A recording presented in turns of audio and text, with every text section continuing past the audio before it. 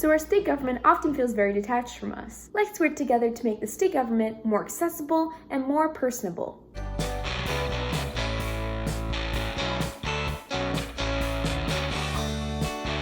So today we're going to be focusing on who represents you in government, focusing first on the executive branch, the governor and his related staff members, and then talking about the legislative branch and all of your representatives. So today we're going to be focusing on my home state of New Jersey. If you don't like that, well, stop watching. But in all seriousness, a lot of what I'm going to talk about today is applicable to all 50 states. So first, let's talk about the executive branch. When you vote for a governor, you may think you're voting for just a single person, but with your vote comes much more. You're also taking into consideration their lieutenant governor, their chief of staffs, and everyone else they're going to appoint for state office. All state legislative elections happen on odd-numbered years. Governors serve in New Jersey for 4-year terms, and they can't serve more than 2 4-year terms in a row. Currently, the governor of New Jersey is Phil Murphy, and the next gubernatorial election, or of the governor, is in 2025.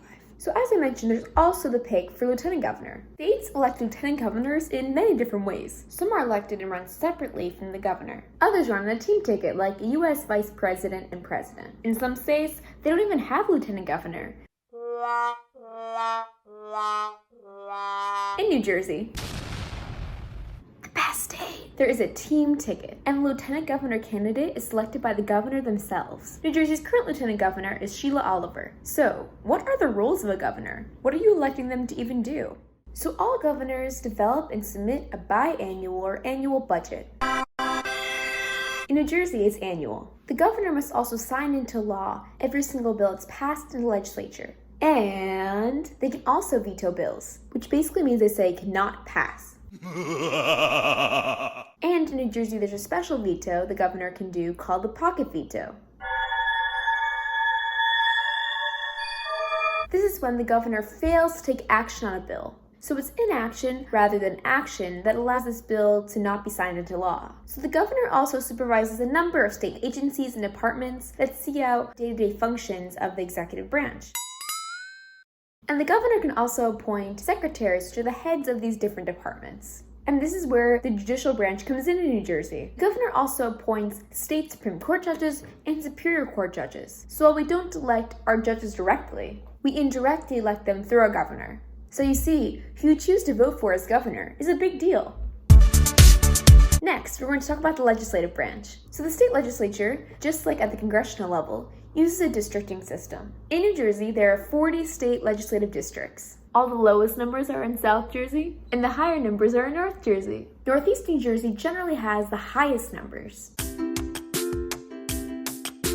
Each district has 2 assembly people and 1 senator, and together that makes an 80-person assembly and a 40-person senate. And one fun fact, this is just a part-time job. Most legislators have another job as well. So it's really important to make sure you know who your legislators are. And to do that, there's no better tool than the New Jersey Legislative website. And now is an especially important time to check due to recent redistricting. So what is redistricting? Redistricting occurs every decade after the US Census, and its purpose is to make sure that each district has the same amount of people. So make sure you're checking the most recent map on the New Jersey Legislative website. So, what about elections? Thanks, I'm happy you asked. State legislative elections also occur on every odd-numbered year. And the election cycles, they can be weird.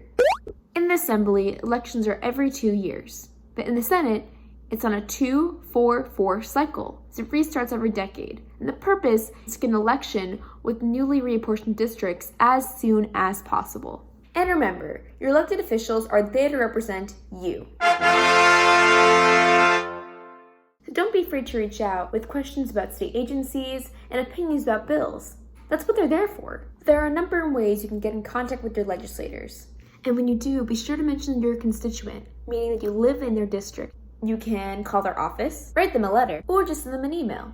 All this information is right on the New Jersey Legislative website, and here's how to find it. Go to the Members tab, and then go to the Legislative roster. Once you're there, search up your legislator's last name in the legislator search bar, and then click on their name, and it will show you all the information you need to get involved. Your elected representatives also may host a number of different meetings, like town halls or community events. don't be afraid to attend. Remember, they are here to represent you. I also just want to mention before we end this off, there are a lot of people who you don't see that make all of the representatives' work possible. Of course, I'm talking about all the civil servants, people who work in legislators' offices, at the various departments and agencies. Without them, all of the state government would not be possible.